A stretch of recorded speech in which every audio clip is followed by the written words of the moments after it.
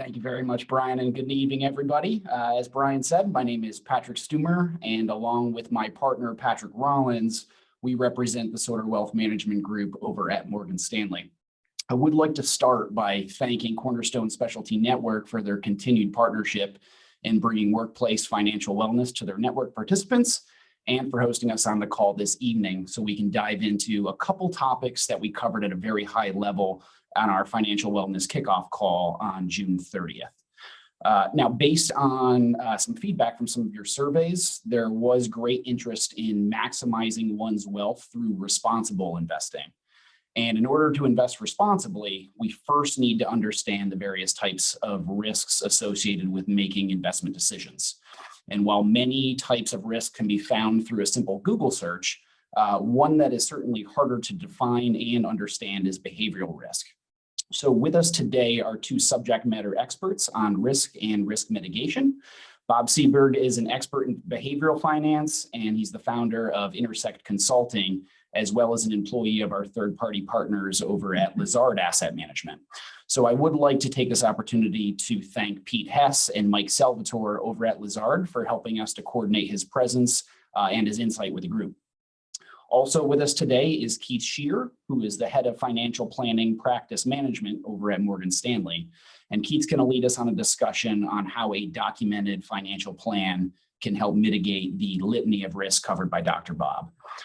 Now, just like previous segments, we would love for this to be an interactive conversation. So if you have a question or a comment or a request for clarification during the presentation, please feel free to take yourself off of mute and speak freely, or just ask that question in the chat. I'm going to turn the horn over to Dr. Bob to kick us off. Dr. Bob, the floor is all yours. Thank you very much, Patrick. Patrick, I'm going to ask you a question before you leave. Sure. Give us the best 3 books you read in finance for physicians. For physicians. Boy, yes. Thank you very much for putting me on the spot there. I'm going to need to think that one over if that's okay. All right. Sounds good. All right, Dr. Seeberg. Yes, thank you. Brian, we can go to the next slide, please, and get right into it. I want to talk about the role of emotions, as Patrick said, in terms of how to improve decision-making relative to your investing. Well, most money management professionals view investing through the lens of statistics and probability. And the key concepts are the bell curve, normal distribution, and standard deviation. In that world, risk means variation in return. So, for example, if an S&P 500 index fund has a 30-year annual average return of a little over 10%, and a single standard deviation is 15%, then what this approach says is 95% of the returns would be within 2 standard deviations of that 10% annual return. And at 15% each, that would mean the range of returns between minus 40% and minus 20% and plus 40%. So quite a range. It's about variation in return. This world depends on stationarity, that statistics don't change over time, that the world is repetitive and ample data to do all this stuff. The problem is life isn't really much like that. It's very complex, it's non-repetitive, it's dynamic. And in this case, we see that risk really is the possibility or the actuality of loss. And statistically, improbable events occur. So, for example, according to statistics, a 5 standard deviation event would occur once every 13,000 years. But during the Great Recession, 2008 through 2009, there were 18 such events. And one was a 12 standard deviation event, which according to statistics is impossible. So in fact, the market is full of surprises. The renowned 20th century economist, John Maynard Keynes, really said about the markets, they're governed by deeper and blinder passions that he called animal spirits. And just recently, 2 Nobel economists wrote a book called Animal Spirits, which they brought that argument up to date, saying that markets are ruled by emotions, which turn into stories, and those stories really run through markets. So the difference between that statistical point of view and the one I'm going to talk about emotions, was summed up so beautifully by a Nobel physicist, Richard Feynman, when he said, imagine how much harder physics would be if electrons had feelings. So let's go to the next slide. Given the fact that the market is, let's go one beyond this, please. Given the fact that the market is all about emotions, then dealing with them, understanding and managing emotions is critical to successful investing. So neuroscientists, organizational psychologists, and behavioral psychologists, as well as economists, are changing the way we think about thinking. The Nobel laureate and behavioralist Daniel Kahneman, in his book, Thinking Fast and Slow, delineates two modes of thinking. The first one is fast, instinctive, intuitive. The second is the one we typically assume is about thinking, which is rational and deliberative. But according to Kahneman, it's the first one that predominates. And there's a good reason for it. Think about every kind of decision we have to make every day, from the smallest ones to the very big ones. If we had to sit and deliberate and go through all of them, we would be paralyzed in effect. So the first system, this fast, intuitive, instinctive way of approaching it, is quite effective, quite frankly, in almost all cases. If we think about certain specialized professions, such as firefighting or emergency medicine, intuition based on experience is absolutely critical in making good but very, very quick decisions. So most of the time, this system, this way of thinking, works very well. It relies on heuristics or shortcuts to go through very quickly, and they're very effective, except perhaps when they are not. I'll give you two examples of these heuristics, which is from the ancient Greek meaning to find out. The first is the availability heuristic. And that says, look, the more buzzworthy, the more memorable, the more vivid and exciting something is, the better we're able to recall it, the faster we recall it. And in recalling it, it guides our decision-making process. So think back, for example, to the tragedies of 9/11. When the planes hit the Twin Towers, one hit the Pentagon and another went down in a field in Pennsylvania. One of the results of that among people is the fear of flying. They saw all the crashes, they said, this is terrible, and so they turned to automobiles instead of flying. But we know that there are more fatalities in traffic than there are from plane crashes. And of course, what happened was traffic fatalities increased in the years just following that tragedy. If we look at the market, a lot of times the media, particularly print and magazines and newspapers, really talk about, and they just bring up market volatility. And in fact, the phrase, the death of equities, has been used 17 times in the last 90 years. But the last I looked, equities were still doing pretty well. So again, what we're looking at here is the way in which shortcuts work can lead us astray in certain situations. A second one I'll talk about is anchoring. Now, anchoring is really critical. It's the tendency we have to rely on initial data as a reference point and always return to it. It happens a lot, for example, in negotiation. When you start with a particular position, you put out a number, and everything relates back to that number, whether it's the right number or not. In real estate, and earlier, Dr. Kalmati talked about the importance of real estate and changes going on relative to an increasing interest rate environment. If you go to buy a piece of real estate, there's a listed price for it, right? If you're able to get the real estate below the listed price, you think it's a terrific deal because you've anchored on the listed price. But the real point is to ask yourself, is that original listed price or reference point a valid one? Is it a true and good value? So we have to really look at these shortcuts and on occasion need to look at them differently and in fact, recall and realize that we're using them. In addition to these shortcuts, this fast, intuitive mode of thinking also is subject to human biases, both emotional and cognitive. Can we have the next slide, please? Now, these biases, the word bias, we think it's a bad word. And in this case, the word bias simply means a predisposition. It's about being human.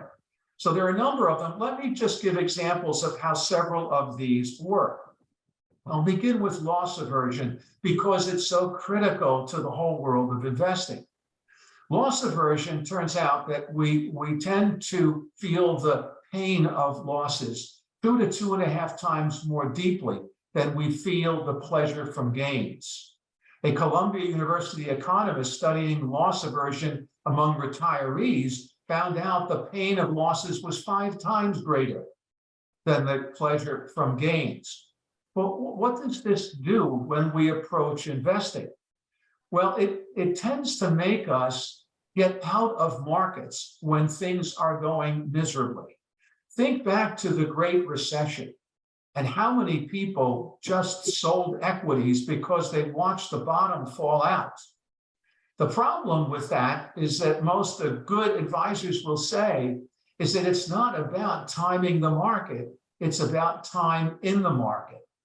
And the same thing happened earlier this year when markets began to collapse, when interest rates skyrocketed and inflation came back full-blown after several decades of its absence. So we have to be very careful about how loss aversion affects us. Myopic loss aversion is even more interesting. It's the tendency of what happens when we look at our portfolios too often. Because in the short term, markets are volatile. They go up and down with frequency. And if we're looking at this, it kind of activates our loss aversion and we sell out. Again, timing the market is a fool's errand. And so we find ourselves not being able to gain those big movements that occur, like for example, last week in the market. If we're not in it, we don't get that vantage point. So these are something that's very, very important. Now, let me talk about the endowment effect. The endowment effect says that the things we own, we give more value to simply because we own them. Well, psychologists will tell us it's really an extension of ourselves, that things we own are kind of part of us in a way. And so it's very easy to get in this sense, and whether it's a home that we have and how we may price it in certain market conditions, or whether it's what we do with the market.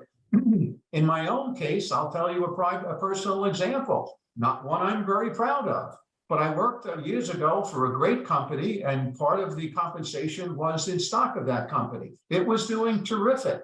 It would have 2-for-1 stock splits, 3-for-2 stock splits, and I, of course, garnered a lot of that stock, and it was a great, to me, source of future wellness, financial wellness. The problem was, of course, there were too many eggs in that basket. And when the Great Recession hit, the stock price dropped dramatically from well over 50 down to under $5. And I'm sitting there with a lot of nothing. And the bottom line is I thought too much of it because I was too invested in it. It was like I owned the company myself. So endowment effect, critically important in terms of what we're doing. In the interest of time, I'm going to skip to narrow framing. Now, narrow framing is a bias which says we tend to focus on a single part of something and forget the whole picture. Think about this as focusing on the trees and missing the forest. In investing, this can be very, very consequential. And I'll talk about a recent example over the past decade, working with people. 10 years ago, trying to get clients to understand that commodities and real assets should be a portion of a portfolio.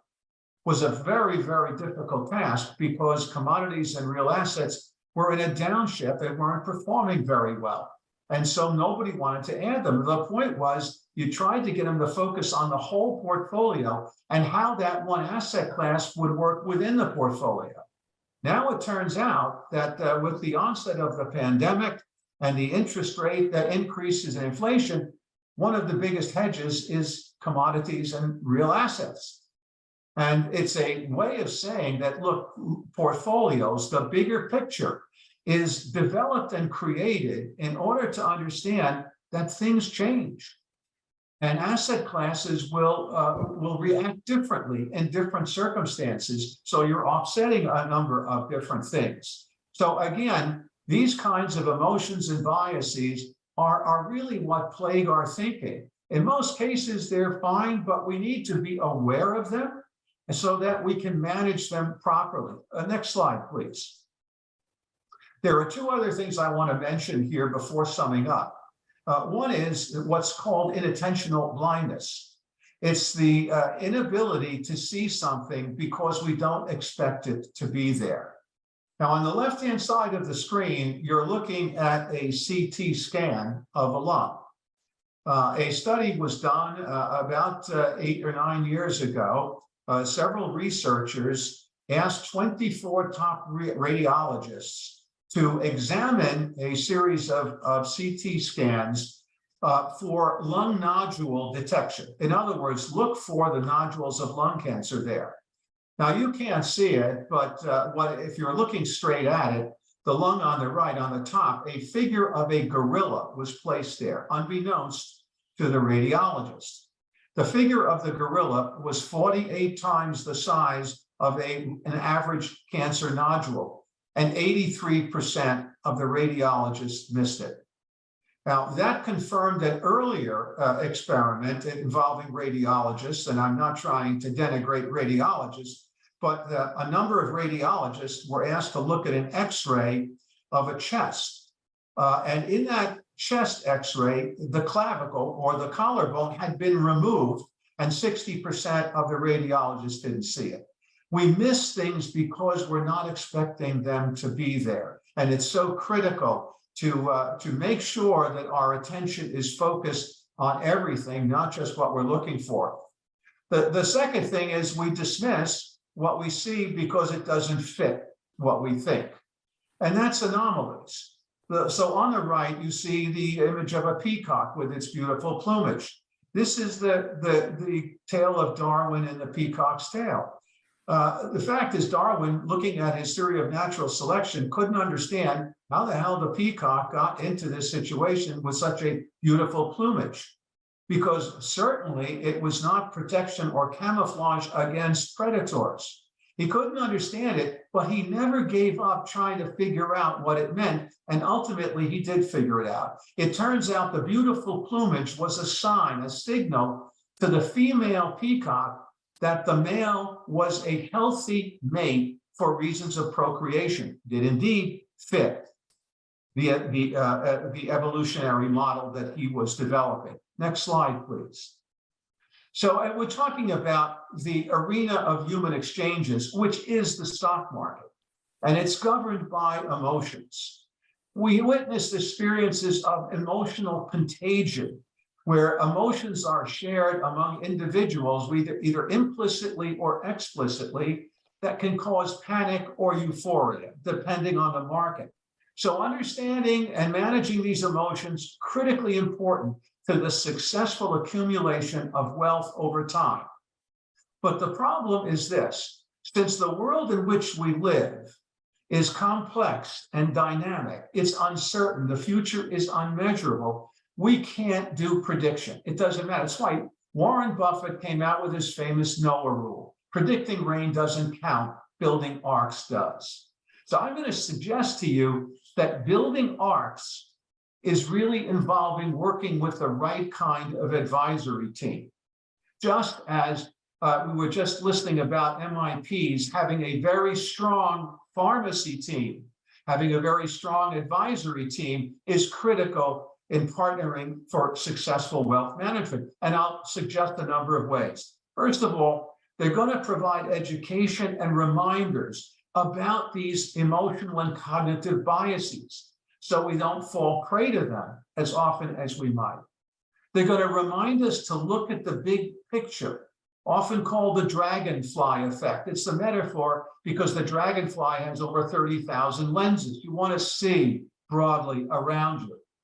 And importantly, they're going to bring to bear collective intelligence, team members, in-house experts, external experts, to help develop and evaluate multiple options, which it absolutely improves our decision-making. And then on top of that, they're going to act as a devil's advocate.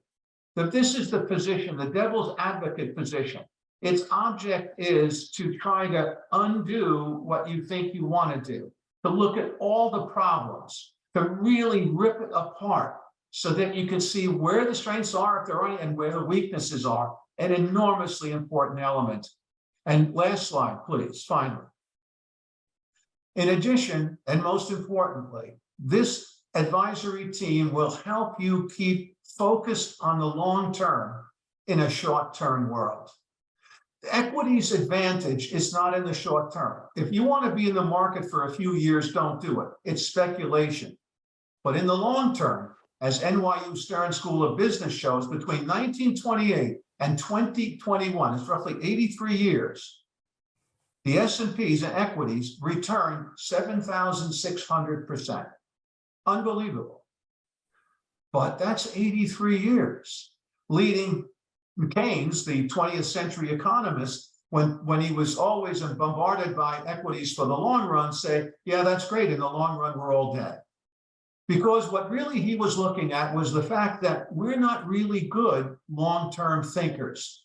We're not good at delayed gratification. Look at how we deal with our own health. We know what diet and exercise can do for us, and many of us can't do it on a regular basis. We do the same thing with our careers, and then now, of course, we do the same in finances. So being able to look for the long run is really difficult, especially with technology, a world of instant likes and one-click buying and fast information as soon as you want it. Advisory teams that are good focus on the long term through planning. Now, this is not about the plan itself. That's a starting point. It's a reference point. The Greek philosopher Heraclitus said, no man steps into the same river twice, because it's not the same river, he's not the same man. We, in our lives, change, our goals change, our fears, our hopes, our very purpose changes as we go through transitions. So the planning process, as Dwight Eisenhower reminded us, the planning process is all about being able to adjust, to adapt, and to revise over time. So Warren Buffett said, be fearful when others are greedy, and be greedy when others are fearful. It's a wonderful thing. And think about how hard that is to do, to be a contrarian. And Rob Arnett, who is the chairman and founder of Research Affiliates and himself a very successful advisor, made the point that in investing, what's comfortable is rarely what's profitable. It may be true, but think about how hard that is to do. We need the right kinds of support and partnering around us to make it happen. And insofar as that's true, just like Cornerstone is the best way to long-term sustainable value in community oncology, I would suggest and submit that a right advisory team focuses on the same role relative to successful wealth accumulation over time. And I'll pass it over now to my colleague, Keith. Thank you, Dr. Bob, and good evening, everybody. Appreciate the opportunity, and I'll be brief, but I did want to take a moment and hopefully plant some seeds and give everybody a couple of things to think about. If we could go to the first slide. So Morgan Stanley is very, very much committed to the type of experience that their clients are exposed to. So they've actually rolled out this concept of the Morgan Stanley client experience. And at the center of this experience, a cornerstone of this experience is financial planning. So, and we kind of distill it down into four discrete segments to get things started. Number one is just really kind of understanding why you're investing. So that's to discover, what is important to you, who is important to you, and also what are those things that actually cause you concern. And then that will help inform what type of an investment strategy that will be developed to help position you best for those positive outcomes. And also taking a look at, from an implementation perspective, what other strategies should be evaluated that would be beneficial for addressing those concerns. And again, best positioning for improved outcomes. And then the last part, the tracking, is you watch it, right? So just as Dr. Bob mentioned that, it's not about the plan, it's about planning. This is really an opportunity for us to kind of help you watch how that plan is progressing. How are you progressing towards meeting those important goals and objectives? And so on a quarterly basis, being able to communicate with you, this is where you currently stand, is through a series of what I like to call health checks on the plan. So we're just checking the blood pressure, the temperature, and the cholesterol of your plan, and kind of highlighting if we see anything that you might want to take a closer look at. But then being able to also interact with you through our online channels, so you can see on your own time how things are looking. So again, it's really establishing a long-term game plan is a critical part of helping you all realize that success. If we go to the next slide, please. And everybody's unique. Each one of you have different aspects of your life that really are, some are known and some are questions that you have. And really that's also a huge benefit to the planning process, is it can help alleviate, putting a plan in place can help alleviate some of those, or reduce some of that anxiety that comes with that uncertainty. And also can kind of bring a feeling of comfort and increased confidence that, we're going to be okay. We've got a good plan in place. And you know what, just as Dr. Bob was saying, life happens too, right? So plans are flexible and can adapt to changing priorities or financial situations. So, you have so much, very informative for me to listen to the earlier speakers. You have so much on your plate, just managing your day-to-day business. Opportunity to bring some clarity and some calm on the side through a financial plan could possibly be quite welcome. Next slide, please.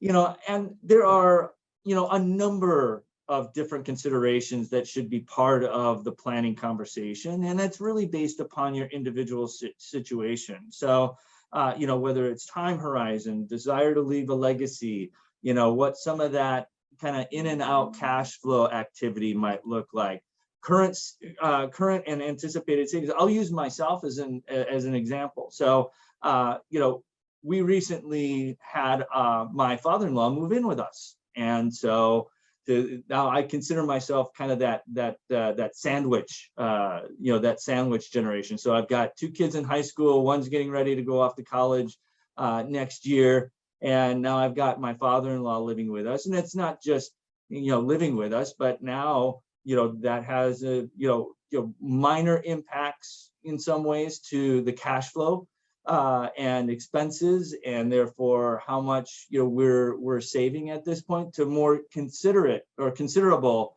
changes where we had to go and we had to find a different house to accommodate that. So things like that come up that are unexpected, not part of the plan, but can then be adjusted to be accounted for within our overall plan. And part of that also is a risk tolerance. So again, if you remember back, strategy aligned to helping you meet your goals, but that has to also include a risk factor that you, and if you have a spouse or a partner that's part of your planning process, are comfortable with, right? So, we've taken into consideration in some of the resources that are available to our advisors, the fact that markets will move, like Dr. Bob was talking about. But it's really a way of, helping you stay focused on your long-term strategy and not just what's happening short-term with market fluctuations. Again, back to that, stay focused on the forest and not the trees. If we could go to my final slide, please. Thank you. So just to summarize this, it's really about a well-rounded, holistic approach to planning. So, it's a plan that's unique to you and your family. What is your collective mission for your money? And then also capturing what kinds of concerns, what are those things that keep you up at night, that would be helpful to address within that planning, and then how we can incorporate strategies to address those and help mitigate those types of risks. So again, remember, this is all about a long-term game plan. So it'll need to evolve, it'll need to change over time as your individual situation evolves and changes. So again, I like that idea of the NOAA rule. It's not about what's trying to capture some sort of return in the market. It's really about building and having a good financial arc in place to help guide you through your financial life. So with that, I will turn it back to Patrick. Thanks, Keith, and thanks, Dr. Bob. Appreciate all of your insight there. Very, very good content. Before I turn the conversation back over to Cornerstone, I do want to make sure that I honor my end of the bargain and I give you my 3 books geared towards physicians. So Dr. Kalmadi and team, these are my 3. And I'll go through them in the order at which I read them. So the first one was required reading for my wife when she entered residency, and that's The White Coat Investor. I'm sure that you all have heard of that book, widely popular, Doctor's Guide to Finance. It was published by a physician. I think he was an ER physician, but it did have a lot of really good tips. And I know that they just came out with another one last year, geared specifically towards students. So if any of you have any colleagues or any friends or family that are still going through medical school, I would urge you to take a look at that and maybe share that book with them. The second book, my wife and I both read together when she was getting out of fellowship and going into her attending position over at the Cleveland Clinic, and that is Pay Yourself First, Financial's Guide for Doctors Entering Practice. Obviously, your life changes dramatically going from living off of borrowed money to then making a very, very good living. So I thought that really kind of helped us, establish an effective budget, figure out, where we should be allocating our monies, whether it's towards investments or towards student loan repayment. So I got a lot of stuff out of that book. Also, it's only about 100 pages or so. I think it's less. So it's a very, very fast read. You guys can knock that out in a day, maybe a long weekend. I'm going to cheat a little bit with the third one because I do want to make sure I recommend something that's geared towards the conversation that we're having today, and that is The Psychology of Financial Planning. And again, it covers a lot of the things that we discussed on the call today, but it is always nice to be able to read at your own pace and absorb the material at your own pace. That one's a little bit longer. I think it's about 200 pages or so, but again, pretty easy, weekend reading material. And if I can get through it, I know that smart and capable people like you could get through it as well. Thank you, Patrick. I read the first two. They're both outstanding books. The third one I might pick up at some point. All righty. And Dr. Calamati, this is Pat Rollins, something as a reference for your business owners, and there's a field guide that I get annually. It's a little pricey, but it references estate, retirement planning, business planning, and employee benefits. It's just a 2022 field guide, estate, retirement planning, business planning, and employee benefits. Great educational tool that helps me in my practice on a day-to-day basis. But if you're looking for more knowledge in reference to those types of areas, it's a good reference point. You wrote that book, you said? This is by Zipsy, Randy L. Zipsy, Okay. and he redoes it based off the annual changes in the tax code. Okay. So it's an annual book that comes out, and it's more of a guide. Okay. It's a reference point for me in my practice. Okay. So, All right, so first of all, I want to take a moment to thank the folks at Morgan Stanley, Patrick and Keith and Sheer and Bob Seeberg. Also like to thank Josh Cox and Gary Branning and Dr. Calamati, who is obviously fabulous at he should host a talk show, Dr. Calamati, if you ever decide that you want to do something a little bit different. And then last but not least, our co-chairs and the folks at Cornerstone. Looks like we might have one question. Oh, I'll tell you what, Dr. Fontaine's asking about the references. As we're wrapping up, Dr. Fontaine, how about I get those references from Patrick, and then I'll send them out to the participants. How's that? If that's okay. Okay, got a thumbs up.